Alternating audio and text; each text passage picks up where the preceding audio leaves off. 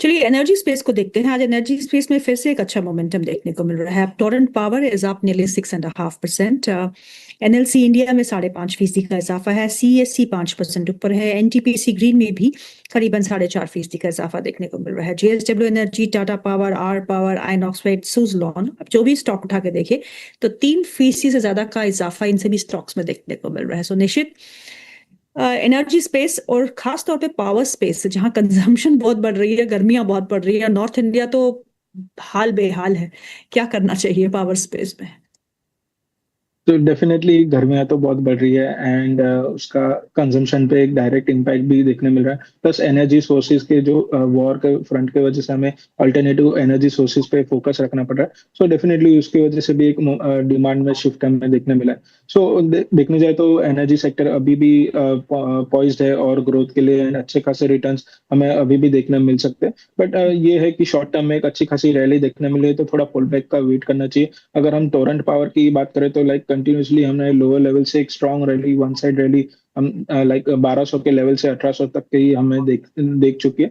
So definitely ये counter में भी अगर लोअर लेवल से पोजीशन है तो थोड़ा प्रॉफिट बुक भी कर सकते हैं।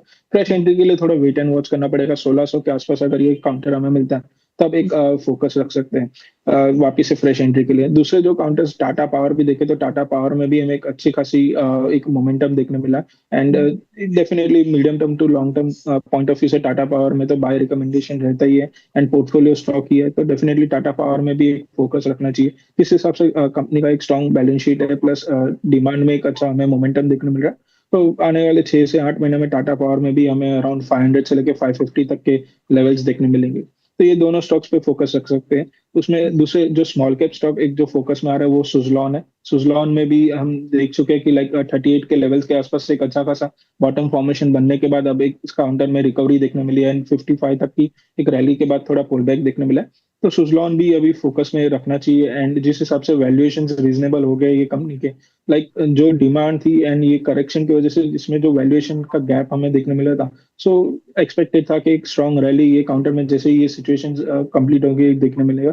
तो अभी भी सुजलॉन में बने रहने की सलाह रहेगी। आने वाले 3 से 6 महीने में 70 to 80 के लेवल्स भी हमें सुजलॉन में देखने मिल सकते हैं। तो डेफिनेटली बाय एंड डिप्स की स्ट्रेटेजी के साथ पोजीशन सुजलॉन में भी बने रखने की सलाह रहेगी। गौरांग सर, श्रीराम फाइनेंस नतीजे तो बहुत अच्छे रहे, 41% year on year jump in net profit, फिर भी हम उसको पनिश कर रहे हैं। The stock is down 3.5%, top loser on Nifty. Net interest income भी 21% बढ़ी है, broadly in line with estimates. कुछ खराब नहीं था आंकड़ों में, लेकिन इतनी पनिशमेंट क्यों? जस्ट बिकॉज कि इस स्टॉक ने अच्छा प्रदर्शन किया है, सो जस्ट पिछले साल भर में गीतू आप देखने जाए तो एक बहुत ही बेहतरीन तरीके से आउट परफॉर्मेंस हमने श्रीराम फाइनेंस में देखा और ये आने वाले भविष्य में भी देगा। As a disclosure, Shriram finance पर भी हमारी खरीदारी की राय। और कभी कभी क्या होता है, buy on rumour sell on news.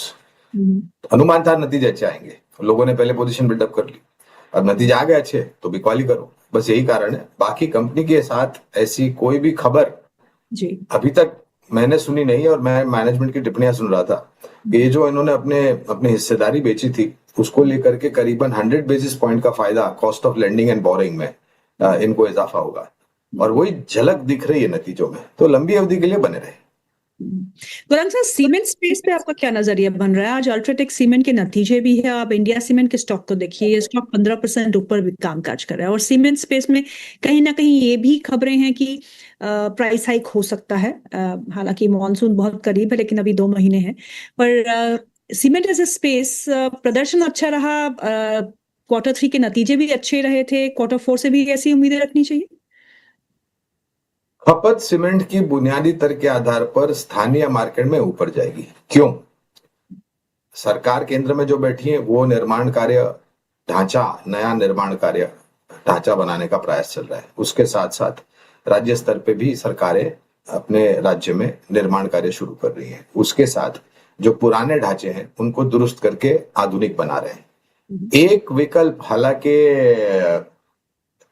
विपदा में आपदा में अवसर ढूंढने वाली बात होती है ये, तो एक आपदा के रूप में हमारे सामने खड़ा है ये जो खाड़ी में संकट खड़ा हुआ है। तो ये एक थोड़ी दूरदृष्टि वाली मेरी निजी विचारधारा है। हालांकि कितनी अनिवार्य नहीं है, अनिवार्य मुझे नहीं पता, लेकिन जो भी नुकसान हुआ है कि और रिफाइनरीज को, ऑयल, गैस, इंफ्रास्ट्रक्चर को खाड़ी में जो नुकसान हुआ है, ईरान में भी हुआ है, बाकी अन्य गल्फ कंट्रीज में भी हुआ है। जब भी ये निवारण होगा, इसको निर्माण करना पड़ेगा वापस से, you will have to build it again, right? तो बिकॉज ऑफ द प्रॉक्सिमिटी, यानी कि जो दूरी है भारत के बीच में और खाड़ी देशों के बीच में, और एक समझौता भी है ट्रेड अग्रीमेंट के साथ, तो हो सकता है लोहा यानी कि फेरस, नॉन फेरस मेटल्स और सीमेंट, क्योंकि ये दोनों कमोडिटी बहुत ही जरूरत है आपको फिर से कोई निर्माण कार्य करना है या कोई नुकसान की गई जगह पर फिर से निर्माण, तो एक्सपोर्ट मार्केट एक पॉसिबिलिटी है। लेकिन सीमेंट सेक्टर पसंद आता है। सागर सीमेंट एक मझौली कंपनी है, दालमिया भारत, जेके लक्ष्मी सीमेंट, रैमको सीमेंट मझौली कंपनियां हैं, और 4 दिग्गज नाम अल्ट्राटेक, एसीसी, अंबुजा और ग्रासिम। ओके, चलिए अब कुछ और स्टॉक्स की बात करते हैं निश्चित से। BHEL बहुत ही अच्छा मोमेंटम में है, आज भी 52 week high, fresh 52 week high पे कामकाज कर रहे हैं, और एक महीने में 36% का इजाफा, आज के दिन में करीबन 3% का इजाफा, 347 के आसपास का लेवल है। सो एक तो BHEL ऑन चार्ट्स, और दूसरा स्टॉक जहां पे काफी अच्छा मोमेंटम देखने को मिल रहा है उस पे भी बात करते हैं, HFCL। 106 का लेवल इस स्टॉक में देखने को मिल रहा है, 6.5% का इजाफा इस स्टॉक में है, और काफी अच्छा मोमेंटम, 50% का इजाफा एक महीने में। दोनों ही स्टॉक्स पे आपका क्या व्यू है? पहले BHEL की बात करें तो डेफिनेटली एक अच्छा खासा रिटर्न्स हमें लास्ट एक महीने में देखने मिला है, लाइक 30 to 40% का रिटर्न्स हम देख चुके हैं। तो यहाँ से थोड़ा प्रॉफिट बुक करने की सलाह रहेगी। व्यू पॉइंट है तो डेफिनेटली आप प्रॉफिट बुकिंग करना। इसका भी एक फ्रेश दिखते 300 के आसपास या 290 के आसपास अगर हमें डिप मिलता है तब एक फ्रेश एंट्री ले सकते हैं। दूसरा काउंटर HFCL की बात करें तो उसमें भी एक अच्छा खासा मोमेंटम हमें कंटिन्यूअसली 60 के लेवल से ऑलमोस्ट 106 तक की रैली देख चुके हैं लास्ट 1 मंथ में। सो यहाँ पे भी थोड़ा प्रॉफिट बुक करने की सलाह रहेगी।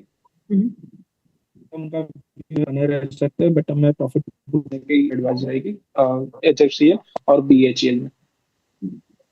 आज IT सेक्टर में भी कुछ रुझान देखने को मिल रहा है, सम पुल बैक। आज TCS 2.25% ऊपर है, टेक महिंद्रा में 2.25% का इजाफा देखने को मिल रहा है, विप्रो 2% ऊपर है, इन्फोसिस भी करीबन 2% ऊपर है। गौरांग सर, क्या खरीदना है IT में? देखिए, IT पर खरीदारी की टिप्पणी करने से पहले एक जो मेरी विचारधारा है, मैं पिछले कुछ दिनों से IT क्षेत्र पर आत्मचिंतन कर रहा था।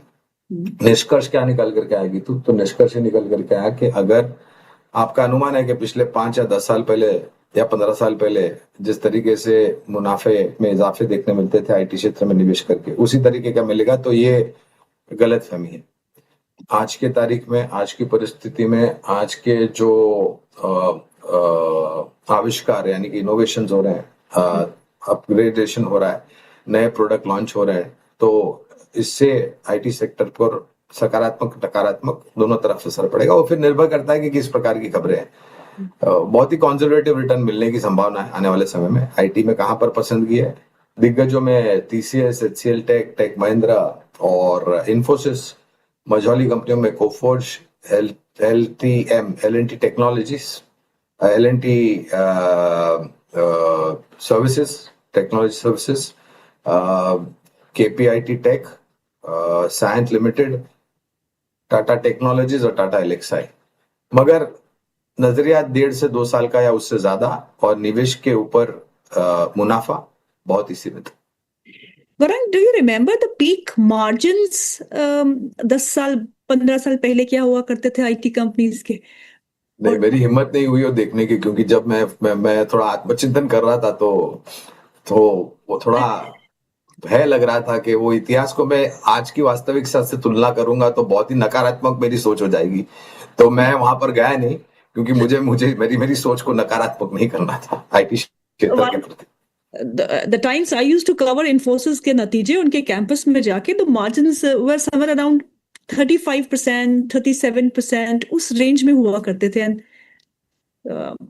See, changes, अब तो सेक्टर्स आते जाते रहते हैं, वो तो है ही, बट देन कभी-कभी बुरा भी लगता है कि ये स्टॉक्स इतने अच्छे प्रदर्शन करे थे, कंपनियां इतनी अच्छे प्रदर्शन करे थी, अब कहां से कहां पहुंच गई। बट यस, ये एक बात सिखाता है कि तू किसी भी एक क्षेत्र के ऊपर जरूरत से ज्यादा निर्भर या भरोसा नहीं रखना चाहिए, क्योंकि समय कभी भी बदल सकता है।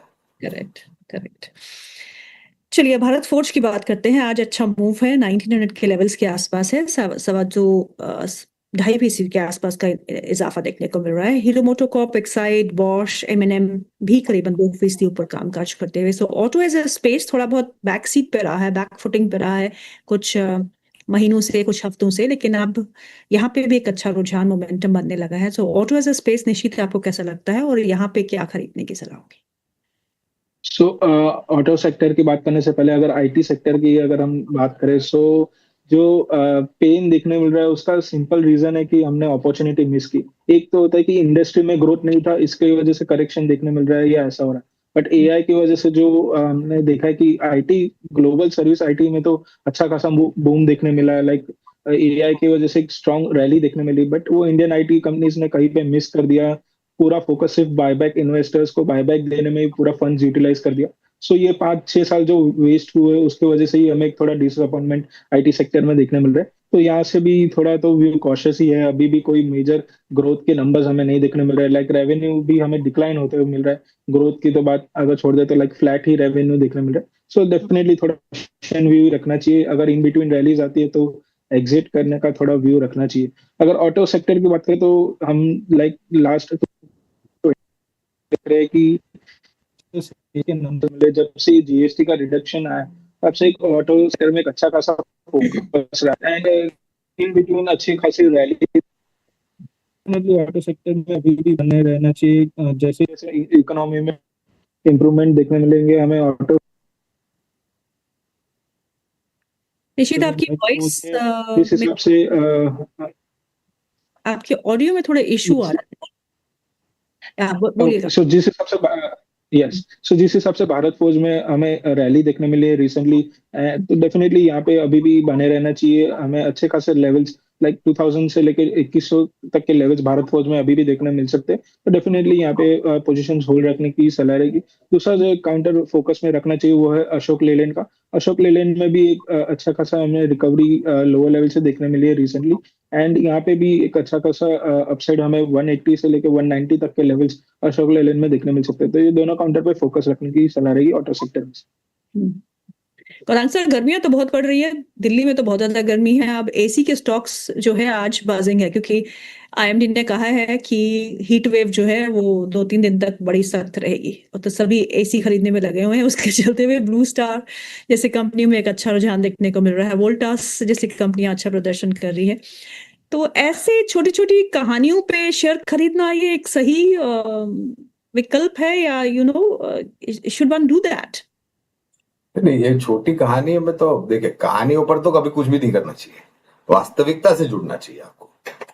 अब कहानियां तो बहुत आती रहती हैं कि तू शेयर बाजारों में, अनगिनत कहानियां होती है। तो आप किस पर भरोसा करोगे और किस किस शेयर पर आप अपनी रणनीति बनाओगे? तो जब तक वास्तविकता से आप परिचित नहीं होते हैं, जब तक सामने आपको नहीं दिखता है, तब तक कहनी से बातों पर मत कीजिए। जहां तक आपका प्रश्न है, white good consumer durable appliance बनाने वाली कंपनी, तो ब्लू स्टार पहले कवरेज में थी, अभी रिव्यू में मेरे ख्याल से मेरी फंडामेंटल टीम फिर से आत्मचिंतन कर रही है। लेकिन हाँ, वोल्टास, हैवेल्स और सिम्फनी, ये जो बाकी अन्य कंपनीज हैं जो इसी प्रकार के कंज्यूमर ड्यूरेबल अप्लायंसेस बनाती हैं, यहाँ पर खरीदारी की राय। और मेरी एक विचारधारा विपरीत है। देखो, शहरों में से, बड़े शहरों में से, छोटे मझोले शहरों में से तो मांग आती दिखेगी, लेकिन जो एस्पिरेशंस ग्रामीण और मध्यम ग्रामीण जो आकांक्षाएं हैं, वहां पर अब वृद्धि होती हुई दिखाई रही है। और मैं कुछ मैनेजमेंट की टिप्पणियां भी सुन रहा था, यही व्हाइट गुड कंपनी, उनका भी यही मानना है कि अब डिमांड बड़े शहरों में से, छोटे मझोले में तो आती रहेगी, लेकिन ग्रामीण मध्यम ग्रामीण भागों से